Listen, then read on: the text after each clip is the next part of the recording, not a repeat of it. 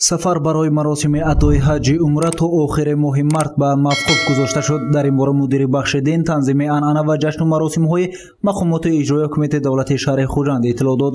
Чанд моҳ қабл санаи вуруд ва шартнома бо кишвари Арабистони Саудӣ аз ҷониби ширкатҳои масъул дар Тоҷикистон баъд аз 15 январ муайян гардида буд. аммо бо сабаби авҷи бемории коронавирус то охири моҳи март ба таъхир гузошта шуд. ин ҳама баҳри пешгирӣ аз бемории коронавирус ва авҷи он дар дигар кишварҳо арзёб гардид.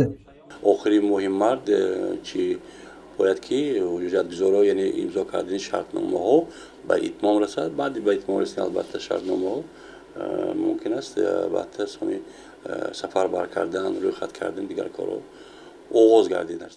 солҳои қабл баҳри расонидани зоирин ба зиёрати хонаи худо ширкатҳои расулсохтмон ва ормон сару кор доштанд. пеш аз пандемияи коронавирус ба маълумотҳои пешниҳодшуда аз ҷониби ширкатҳои масъул маросими адои ҳаҷи умра дар солҳои 2019-2020 аз моҳи октябр оғоз гардида то ба моҳи январ-феврал идома ёфтааст. пас аз авҷи бемории коронавирус шартнома бо кишвари Арабистони Саудӣ дигар баста нашудааст. дар сурати боз шудани сарҳад дар таҳияи шартнома баҳри маросими адои ҳаҷи умра шояд тағйиротҳо ба амал ояд, аммо ҳанӯз дигар масъалаҳо оид ба ҳамкорӣ бо Арабистони Саудӣ дар масъалаҳои зикр гардида норавшан аст.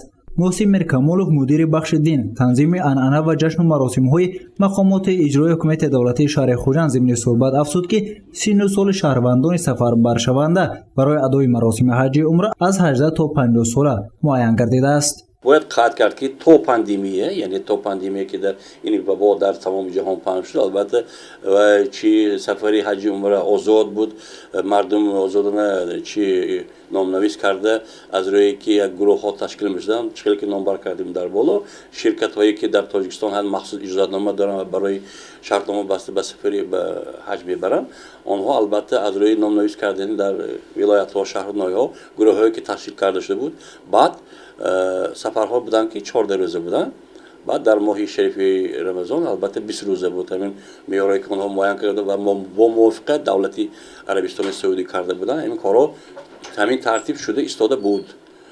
ана азбас ки имрӯз ки якун як соли охир дар ҷаҳон пандемия ки аст, бо тартибҳои алоҳида албатта сафарбар карда мешавад. ба ҳар ҳол ба ҳама маълум ки дар вақте ки дар ҷаҳон пандемия аст, албатта баъзе талаботҳо, яъне оиди ҳамин тоза будан, касал набудан, дигарҳо албатта зарурат ба миён меояд.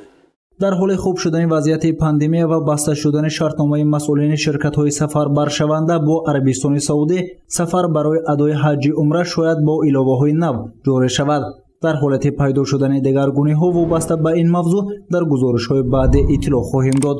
гузориши Саид Мухтори Саиданвар, Наимҷон Аюбов барои барномаи иттилоъоти Хабар.